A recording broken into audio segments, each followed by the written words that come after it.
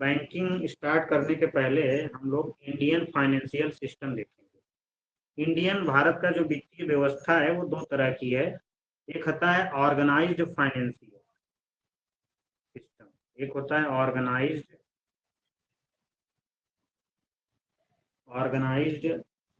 Financial system. Organised financial system, एक है unorganised financial system. ठीक है, एक है संगठित वित्तीय प्रणाली, एक होती है असंगठित, जिसको हम बोलते हैं संगठित वित्तीय प्रणाली, और इसको बोलते हैं असंगठित वित्तीय प्रणाली। ठीक है, तो इन दो स्ट्रक्चर के थ्रू हम लोग पूरे भारतीय वित्तीय ढांचे को देखेंगे कि भारत का जो वित्तीय प्रणाली है, वित्तीय जो ढांचा है वो किस तरह का है। ठीक, तो सबसे पहले जो इम्पोर्टेंट है वो ये ऑर्गेनाइज्ड फाइनेंशियल सिस्टम। ये हमारा जो संगठित वित्तीय प्रणाली है ये बहुत इम्पोर्टेंट। और संगठित वित्तीय प्रणाली के रेगुलेटर कौन कौन है, नियामक संस्थाएं कौन कौन है। जो भारत का ऑर्गेनाइज्ड फाइनेंशियल सिस्टम है, जो भारत का संगठित वित्तीय प्रणाली है, उसके नियामक संस्थाएं कौन कौन सी है। उसकी नियामक संस्थाएं हैं आरबीआई, आरबीआई रेगुलेट करती है। और कौन करता है, सेबी, सेबी है। ठीक है, और कौन करता है, मिनिस्ट्री ऑफ फाइनेंस, ठीक है, वित्त मंत्रालय। और कौन करता है, आईआरडीए, आईआरडीए। ठीक है, तो ये कुछ संस्थाएं हैं जो ऑर्गेनाइज्ड फाइनेंशियल मार्केट को, ठीक है, रेगुलेट करती है। तो आइए इन्हीं को हम लोग डिटेल में शुरू करेंगे। पहले स्ट्रक्चर देख लेते हैं। ऑर्गेनाइज्ड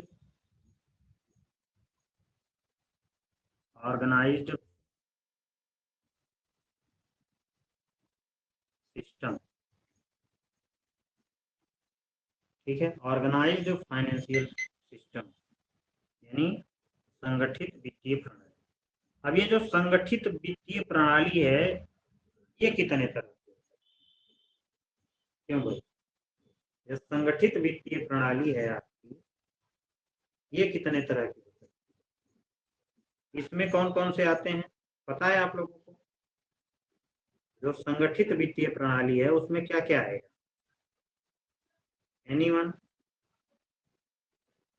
तो इसमें देखते हैं क्या क्या आता है। इसमें जो मोस्ट इंपॉर्टेंट है वो है फाइनेंशियल इंस्टीट्यूशन। फाइनेंशियल इंस्टीट्यूशंस आते हैं। ठीक है, यानी वित्तीय के साथ क्या आता है, फाइनेंशियल मार्केट आता है, फाइनेंशियल मार्केट। ठीक है, और उसके साथ साथ क्या आता है, फाइनेंशियल मार्केट के बाद साथ साथ क्या आता है भाई,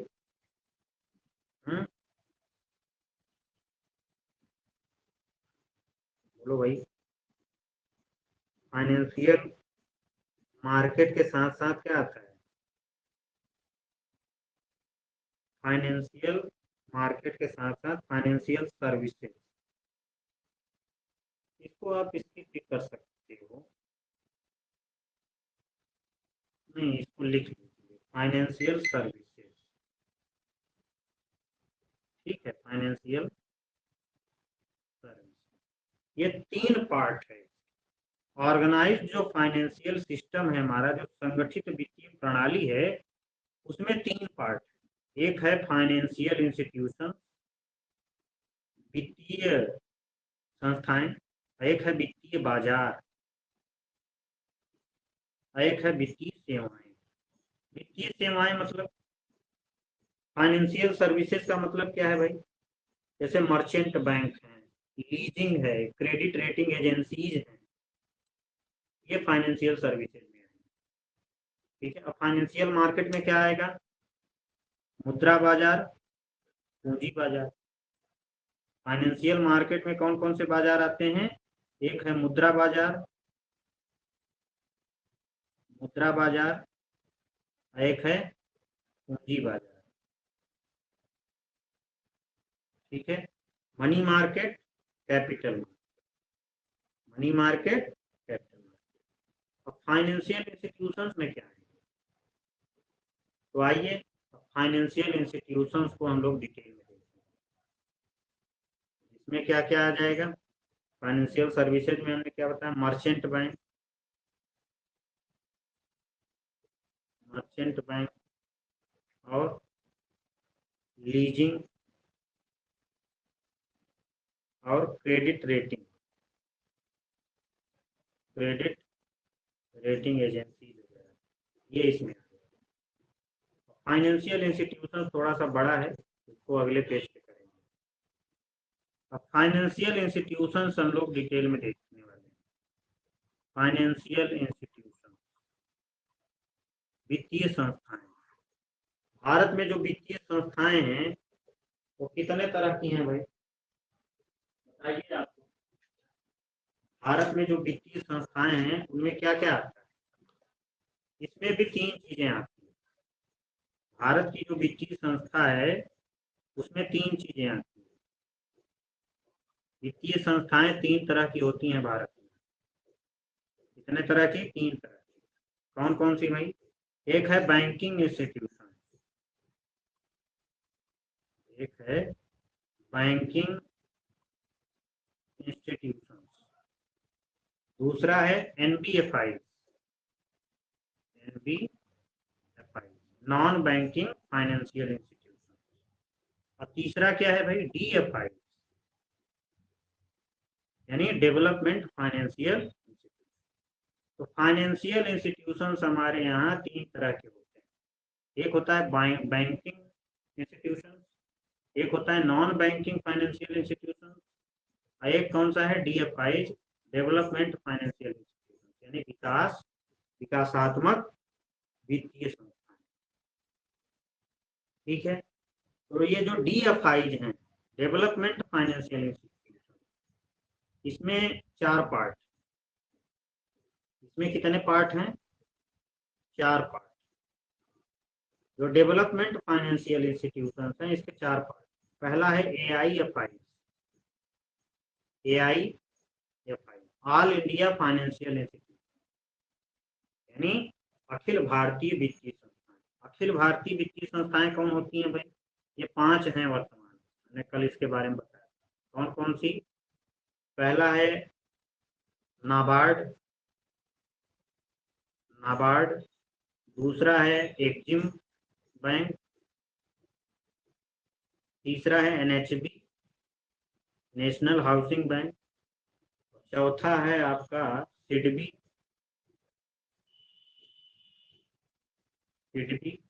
और पांचवा है आपका एनबीएफआईडी।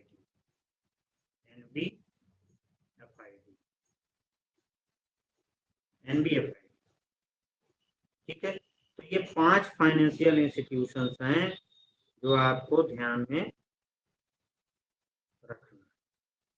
लिख लिया?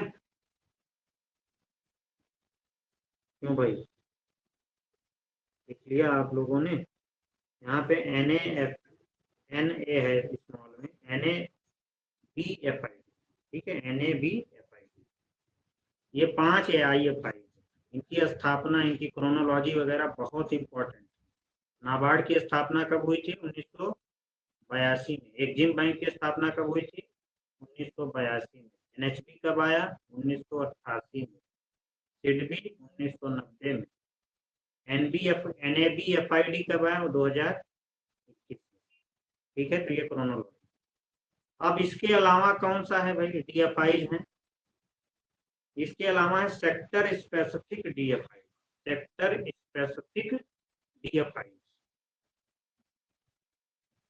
यानी सेक्टर स्पेसिफिक मतलब क्षेत्र विशिष्ट विकासात्मक वित्तीय संस्थाएं, क्षेत्र विशिष्ट विकासात्मक वित्तीय संस्थाएं कौन सी होती हैं भाई, पता है ना आप लोगों को? जैसे ऊर्जा क्षेत्र में पीएफसी है, जैसे पावर सेक्टर में पीएफसी है, पावर सेक्टर में क्या है, PFC, PFC, power finance corporation. Power finance corporation की स्थापना कब हुई थी भाई, 1986। दूसरा कौन है, ऊर्जा क्षेत्र में एक है आरईसी, रूरल इलेक्ट्रिफिकेशन कॉर्पोरेशन, अभी हाल ही में इसको महारत्ना का दर्जा दिया गया, आरईसी, आरईसी। इसकी स्थापना कब हुई भाई, रूरल इलेक्ट्रिफिकेशन कॉर्पोरेशन की स्थापना कब हुई, 1969, 1969। इसके अलावा कौन सी है, ऊर्जा क्षेत्र में एक और मतलब वित्तीय संस्था है, IREDA, IREDA, इरेडा, यानी Indian renewable energy development agency, ठीक है। इसकी स्थापना कब हुई भाई, 1987 में।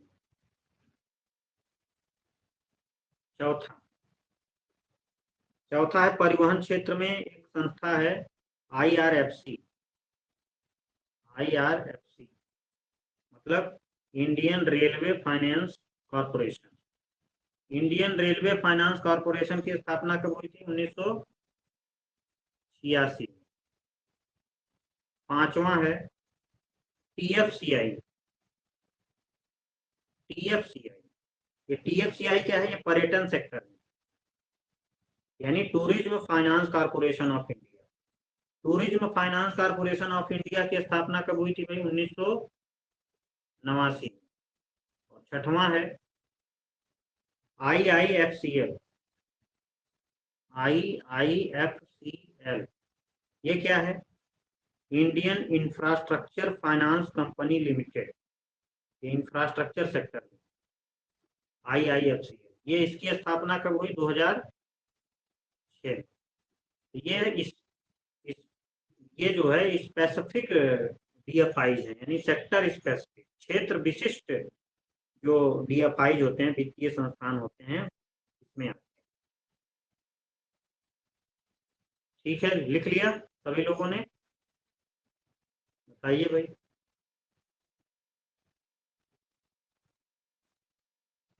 जल्दी जल्दी बताइए फटाफट।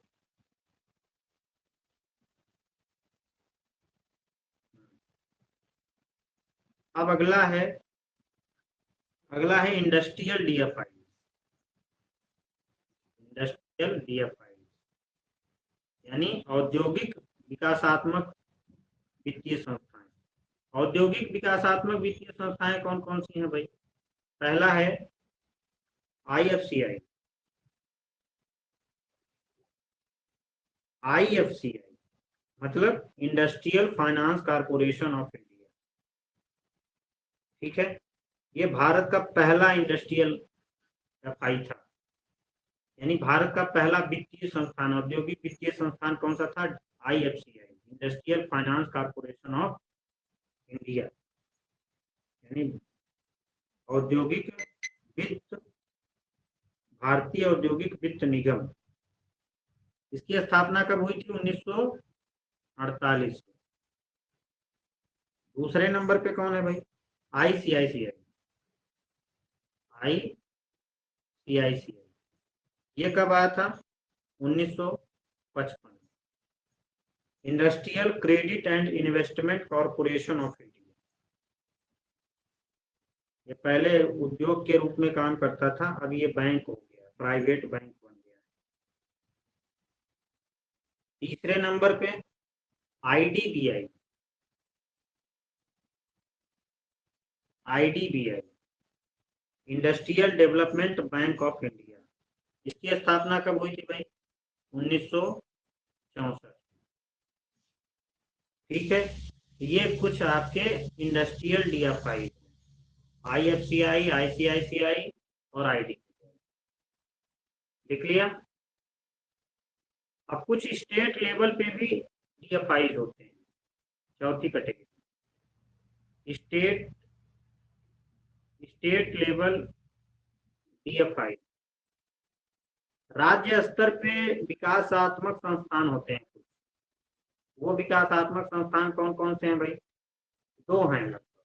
एक है स्टेट फाइनेंस कॉर्पोरेशन, राज्य वित्तीय निगम, स्टेट फाइनेंस कॉर्पोरेशन, जिनको SFC बोलते हैं, राज्य वित्तीय निगम, ठीक है। दूसरा कौन कार्य करता है? SIDCS,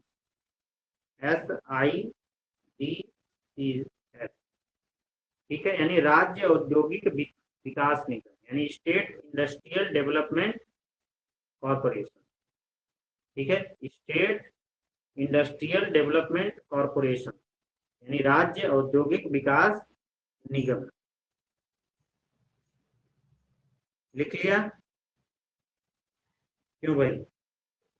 तो ये है DFIs का स्ट्रक्चर भारत में, यानी जो विकासात्मक वित्तीय संस्थान है भारत में, उनका ये स्ट्रक्चर है, ठीक। अब आ जाते हैं NBFIs।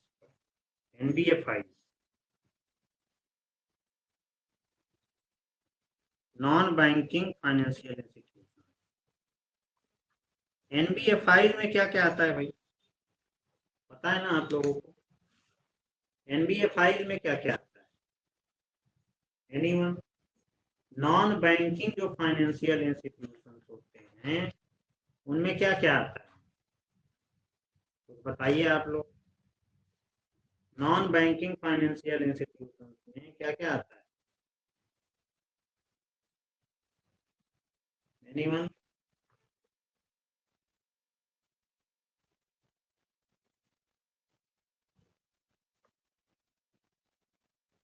कोई बताएगा?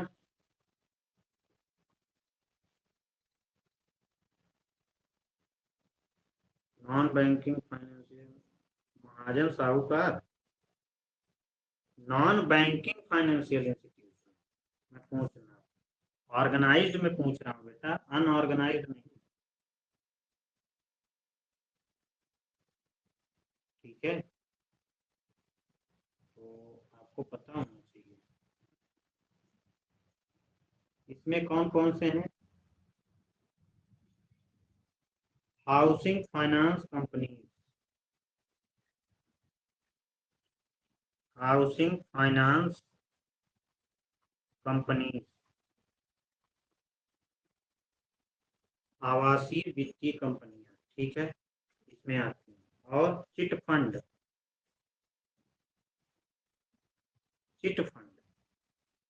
और निधि कंपनी,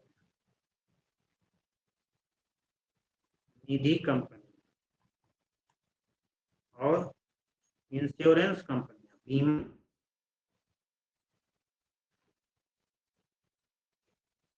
और म्यूचुअल फंड, और पेंशन फंड,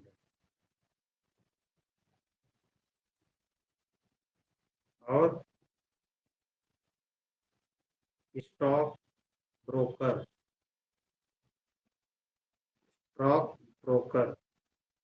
मर्चेंट बैंकर,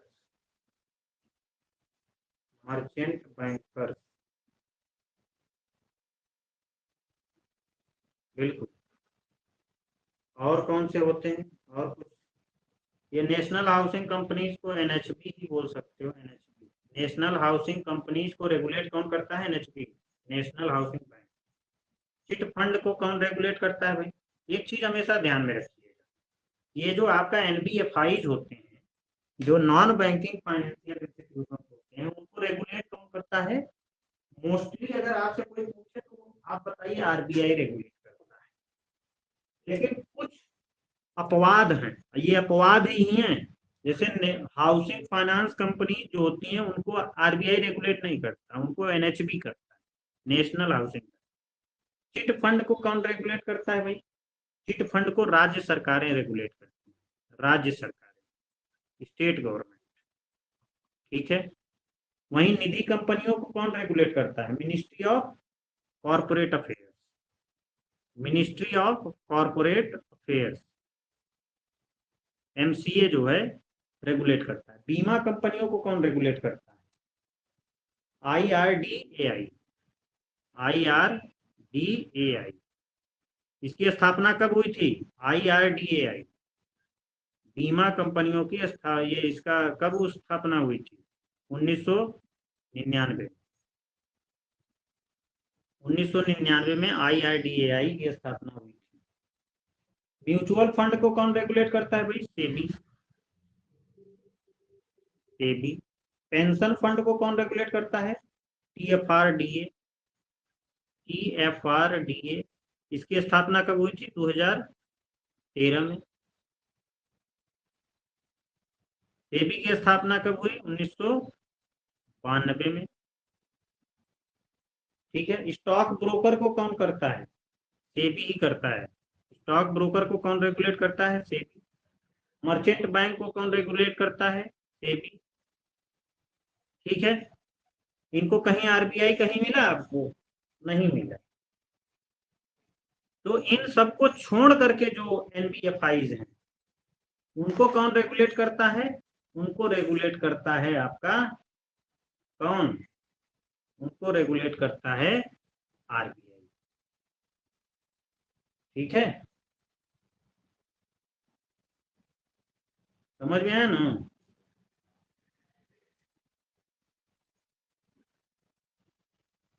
तो उनमें कौन, मतलब कौन आता है उसमें, पता है आपको?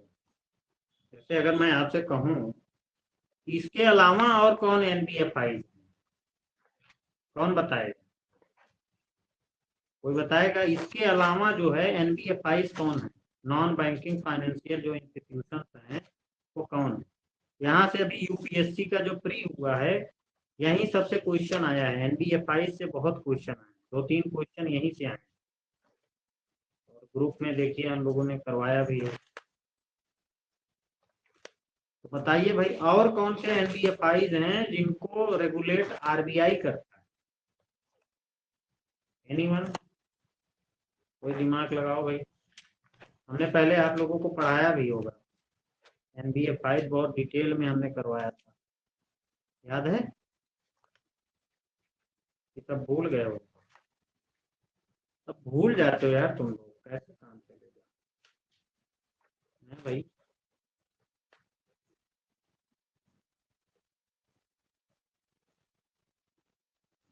मुथूट फाइनेंस वगैरह भी क्या है? सब NBFIs ही है। Shadow banking. Shadow banking. Shadow banking भी तो NBFIs का ही तो एक पार्ट है। Shadow banking.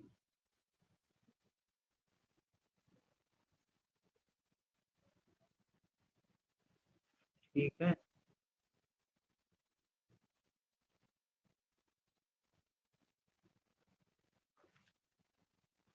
और कौन सा है?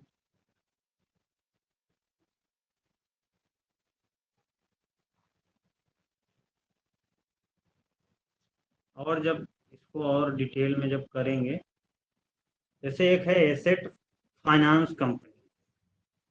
Asset finance company AFC। AFC को कौन रेगुलेट करता है? RBI। AFC क्या है? NBFI है, नॉन बैंकिंग फाइनेंशियल इंस्टीट्यूशन। इसको रेगुलेट कौन करता है? RBI। और कौन सा है भाई? हम्म।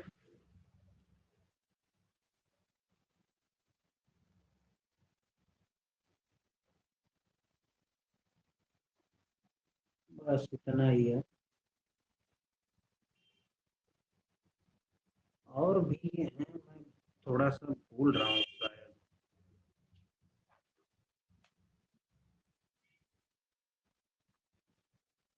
जैसे म्यूचुअल फंड एक है, रिट्स, इनविट्स, आप लोगों को मैंने लिखवाया था। ये सब भी इसी में आते हैं। ठीक है, रिट्स, इनविट्स। ठीक है। हाँ, इन्वेस्टमेंट कंपनी। हाँ, ये सब इसी में आएगा। ठीक है ना? तो इसको और डिटेल में करवाएंगे तो वहाँ भी बताएंगे। तो ये सब NBFIs में आएंगे। अब आ जाइए बैंकिंग इंस्टीट्यूशन। अब आ जाइए बैंकिंग इंस्टीट्यूशन। अब यहाँ से बैंकिंग शुरू हो रहा है, समझ लीजिए। बैंकिंग इंस्टीट्यूशन यानी बैंकिंग संस्थाएं। बैंकिंग संस्थाएं कितने तरह की होती हैं भाई? हमारे देश में जो बैंकिंग का स्ट्रक्चर है वो कितने तरह का है, पता है ना आप लोगों को? हमारे देश में जो बैंकिंग का स्ट्रक्चर है वो कितने तरह का है, बताइए जरा। कौन बताए? हमारे देश में जो बैंकिंग का स्ट्रक्चर है वो कितने तरह का है? दो तरह का। बिल्कुल। हमारे देश में जो बैंकिंग का स्ट्रक्चर है वो कितने तरह का है? दो तरह का है। कौन कौन सा? एक है शेड्यूल्ड बैंक, एक है नॉन शेड्यूल्ड। यानी हमारे देश में जो बैंकिंग का स्ट्रक्चर है वो दो तरह का है। एक है शेड्यूल्ड बैंक, शेड्यूल्ड बैंक,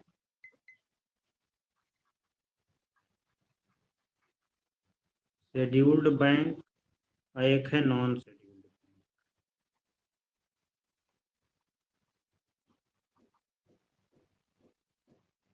यानी हिंदी में बोलते हैं अनुसूचित बैंक, अनुसूचित बैंक, एक है गैर अनुसूचित बैंक, गैर अनुसूचित बैंक। ये दो तरह का बैंकिंग का स्ट्रक्चर है हमारे भारत में। ठीक है।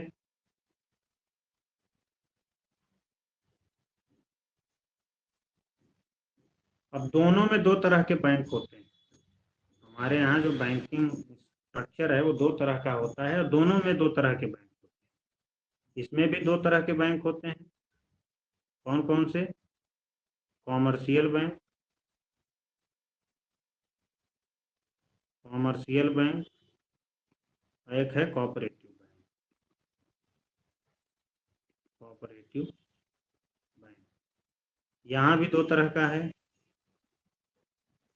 Commercial bank, cooperative bank. यानी शेड्यूल्ड बैंक भी कॉमर्शियल होते हैं, कोऑपरेटिव होते हैं।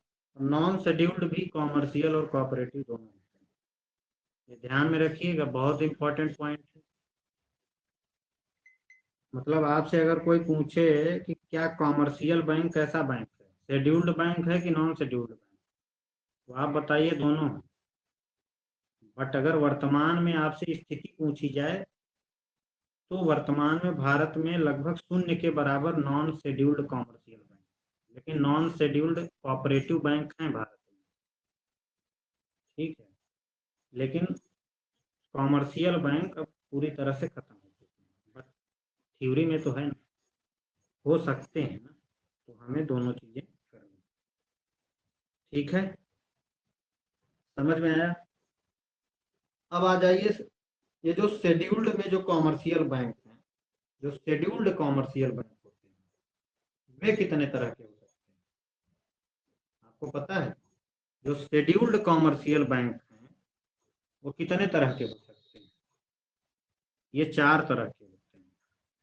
जो शेड्यूल्ड कॉमर्शियल बैंक हैं ये कितने तरह के हो सकते हैं भाई? पहला है PSBs, पब्लिक सेक्टर बैंक। वर्तमान में भारत में पब्लिक सेक्टर बैंक कितने हैं? 12। 12 पब्लिक सेक्टर बैंक हैं वर्तमान में भारत में। फिर private sector bank, private bank. फिर फॉरेन बैंक, विदेशी बैंक। फिर डिफरेंशियल बैंक। ये चार तरह के शेड्यूल्ड कॉमर्शियल बैंक होते हैं। भारत में शेड्यूल्ड कॉमर्शियल बैंक कितने तरह के हैं? चार तरह के। कौन कौन से? पब्लिक सेक्टर बैंक, सार्वजनिक क्षेत्र के बैंक। दूसरा है निजी क्षेत्र के बैंक। तीसरा है विदेशी बैंक। भारत में बहुत सारे विदेशी बैंक भी खुले हैं, उनकी शाखा खुली है। ठीक है। और चौथा है डिफरेंशियल बैंक। ठीक है, डिफरेंशियल बैंक कौन कौन से होते हैं भाई? डिफरेंशियल बैंक चार तरह के होते हैं। एक होता है आरआरबी। आरआरबी क्या होते हैं? रीजनल रूरल बैंक क्या होते हैं? डिफरेंशियल बैंक कहलाते हैं। उसके बाद lab, local area bank. Local area bank भी डिफरेंशियल बैंक का पार्ट है।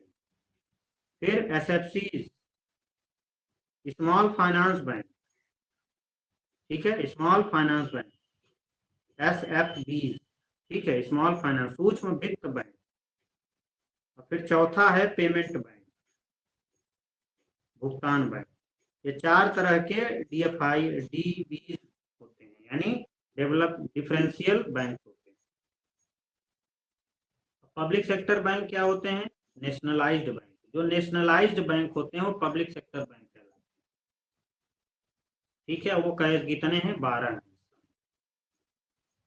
कुछ प्राइवेट सेक्टर भी भारत में बैंक, कुछ फॉरेन बैंक भी हैं। ठीक है ना, तो ये भारत का स्ट्रक्चर है। अब आ जाइए cooperative bank, scheduled cooperative bank. Cooperative bank का स्ट्रक्चर क्या है भाई?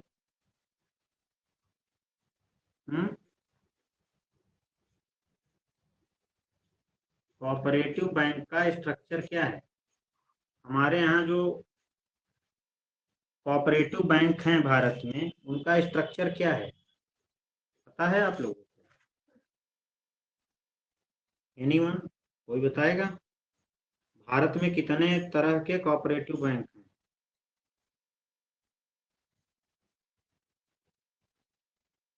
बोलो भाई। अर्बन और रूरल बैंक। ठीक, भारत में दो तरह के, यानी दुई दुई तरह की व्यवस्था है भारत में। क्या कहते हैं? Cooperative bank. ये जो शेड्यूल्ड कोऑपरेटिव बैंक हैं भारत में, ये दो तरह के होते हैं। कौन कौन से? एक होता है रूरल, एक होता है अर्बन। यानी अर्बन कोऑपरेटिव बैंक और रूरल कोऑपरेटिव बैंक, ऐसा ही है ना? क्यों भाई, यही है कि और भी हो सकता है?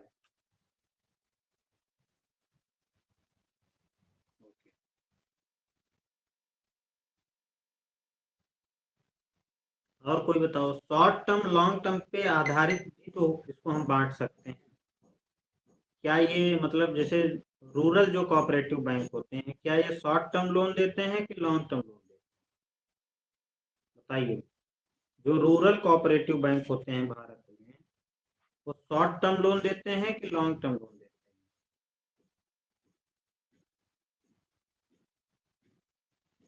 दोनों देते हैं। क्यों भाई, ऐसा है क्या? जो रूरल कोऑपरेटिव बैंक हैं भारत में, वो दोनों तरह का लोन देते हैं। और फिर अर्बन फिर क्या देंगे? हम्म? तो देखो, भारत में दो टीयर की व्यवस्था है कोऑपरेटिव बैंक में। एक है रूरल, एक है अर्बन। ठीक है, एक शहरी है, एक ग्रामीण है। दो तरह की व्यवस्था है। ठीक, अब ये जो ग्रामीण कोऑपरेटिव बैंक है, सहकारी बैंक, इनको हिंदी में सहकारी बैंक बोलते हैं। सहकारी बैंक। ठीक है, जो रूरल कोऑपरेटिव बैंक होते हैं, जो ग्रामीण सहकारी बैंक होते हैं, वो दो तरह के लोन देते हैं, एक शॉर्ट टर्म और एक लॉन्ग टर्म। ठीक है, शॉर्ट टर्म, लॉन्ग टर्म, यानी अल्पकालिक ऋण भी देते हैं और दीर्घकालिक भी ऋण देते हैं। अल्पकाल में कौन कौन से ग्रामीण सहकारी बैंक हैं जो अल्पकाल के लिए लोन देते हैं भाई? वे कौन कौन से हैं? वो तीन हैं। कितने हैं? तीन। पहला है state cooperative bank. State cooperative bank, यानी राज्य सहकारी बैंक, स्टेट कोऑपरेटिव बैंक यानी राज्य सहकारी बैंक। दूसरा है central cooperative bank, central cooperative bank या फिर इनको हम डिस्ट्रिक्ट कोऑपरेटिव बैंक भी बोलते हैं। ठीक है, जिला सहकारी बैंक या फिर केंद्रीय सहकारी बैंक। ठीक है, ऑब्लिक लगा के आप लिख सकते हो, सेंट्रल कोऑपरेटिव बैंक या डिस्ट्रिक्ट कोऑपरेटिव बैंक भी इनको बोला जाता है। और तीसरा क्या है, प्राइमरी एग्रीकल्चर कोऑपरेटिव सोसाइटी यानी पीएसीएस। ठीक है, PACS primary agriculture credit society. ठीक है, यानी प्राथमिक कृषि साख समितियां। ठीक है, ये तीन जो संस्थाएं होती हैं, जो तीन रूरल सेक्टर में ये बैंक होते हैं, ये अल्पकालिक ऋण देते हैं, ये ध्यान में रखिए। अब ग्रामीण क्षेत्रों में जो ग्रामीण सहकारी बैंक हैं, वो दीर्घकालिक लोन कौन कौन से देते हैं? एनीवन? दीर्घकालिक लोन कौन देता है, पता है?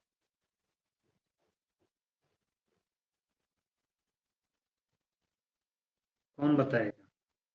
दीर्घकालिक ग्रामीण क्षेत्रों में सहकारी जो बैंक होती हैं, तो दीर्घकालिक लोन कौन देती है?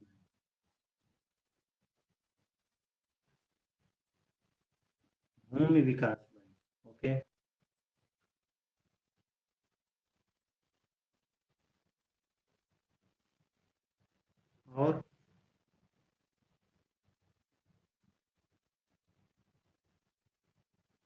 और बताओ भाई।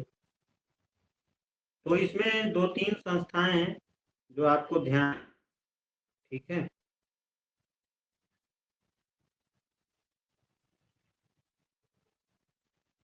इसमें भी तीन हैं, लिख लीजिए। एक है भूमि विकास bank, land development bank.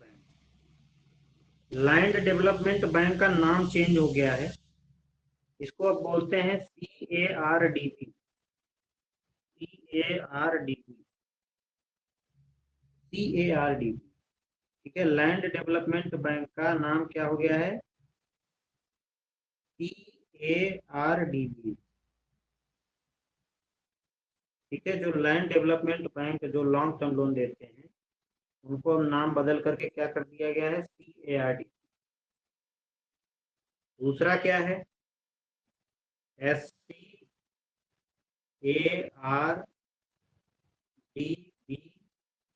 SCARDB, ये इसका फुल फॉर्म क्या है? यही वाला पकड़ लो, CARDB। SCARDB क्या होती है भाई? State cooperative agriculture and rural development bank. Cooperative agriculture and rural development bank, यानी लैंड डेवलपमेंट बैंक का नाम अब क्या कर दिया गया है? Cooperative agriculture and rural development bank. ये स्टेट लेवल पे होते हैं, राज्य स्तर पे, इसलिए एस पहले लगाते हैं। तीसरा क्या है? तीसरा है PCARDB।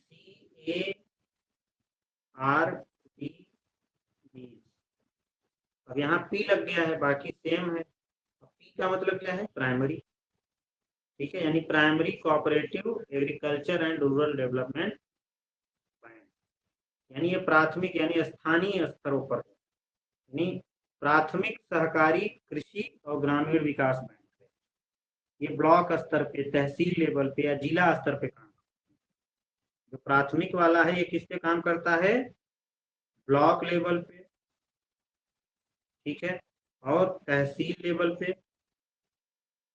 या फिर जिला स्तर पे काम करता है। ठीक है, मतलब ये जो बैंक होते हैं लॉन्ग टर्म लोन देते हैं, और ये इन सेक्टरों में देते हैं, ब्लॉक, तहसील या जिला लेवल पे। ठीक है, इनकी फंडिंग कौन करता है? राज्य सरकार करता है कि RBI करता है कि नाबार्ड करता है? बताइए भाई, इनकी फंडिंग कौन करता है? इनकी फंडिंग राज्य सरकार करती है। कौन करता है? राज्य सरकार। और वहीं जो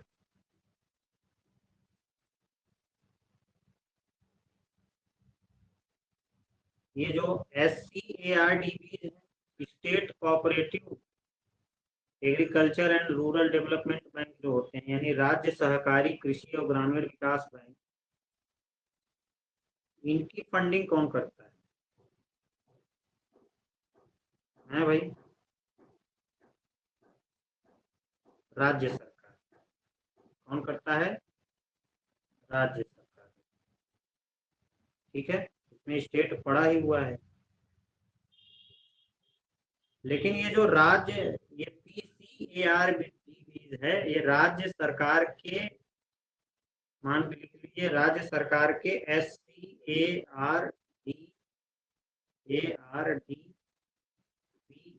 के ऊपर निर्भर करता है। यानी राज्य सरकार का जो ये दूसरा है, राज्य सहकारी कृषि तथा रूरल डेवलपमेंट बैंक है, उस ये इनको फंडिंग देता है, ये ध्यान में रखिए। यानी ये जो दूसरा वाला है, तीसरे को फंडिंग देता है, ब्लॉक और तहसील जिला लेवल पे तुम काम करो। लेकिन जो राज्य सहकारी बैंक है, ये राज्य स्तर पे सबसे बड़ी अपेक्स संस्था है, जिसका मुख्य काम क्या है? जिला या जमीनी स्तर के बैंकों को, ये बैंकों को फंड प्रोवाइड करता है। ठीक है ना? लेकिन सीधा किसानों से कौन जुड़ा है? ये है PCARD, यानी प्राथमिक वाला किसानों से डायरेक्ट जुड़ा है। लेकिन ये बैंक को लोन देता है, स्टेट को। समझ में आया ना? लिख लिया? बताइए भाई।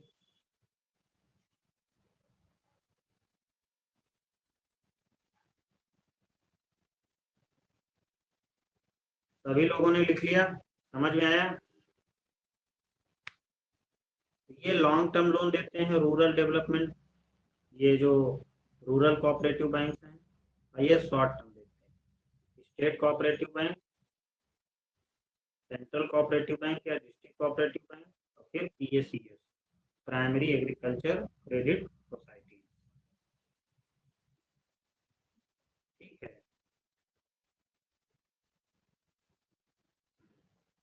ये PACS को कौन रेगुलेट करता है? हुँ? देखो, अगर आपसे पूछे स्टेट कोऑपरेटिव बैंक या सेंट्रल कोऑपरेटिव बैंक को कौन रेगुलेट करता है, स्टेट कोऑपरेटिव बैंक या सेंट्रल कोऑपरेटिव बैंक को कौन रेगुलेट करता है, तो इन दोनों को नाबार्ड करता है। कौन करता है? नाबार्ड। लेकिन PACS को कौन रेगुलेट करता है? PACS को कौन रेगुलेट करता है? राज्य सरकार। ठीक है, क्योंकि ये ग्रामीण स्तर पे काम करती हैं, तो ये राज्य सरकारों का इनका आधिपत्य है। ठीक, ये सारे क्वेश्चन आपके एग्जाम में आए हुए। तो चलिए आज यहीं तक करते हैं। पूरा स्ट्रक्चर मैंने आप लोगों को सब कुछ समझा दिया है। अब कल से RBI से शुरू करेंगे। ठीक है, RBI पढ़ेंगे, RBI की फंक्शन क्या है, उसके RBI की मॉनेटरी पॉलिसी क्या है, मॉनेटरी पॉलिसी के टूल्स क्या क्या हैं, इन सब के बारे में डिटेल में डिस्कशन करेंगे। ठीक है।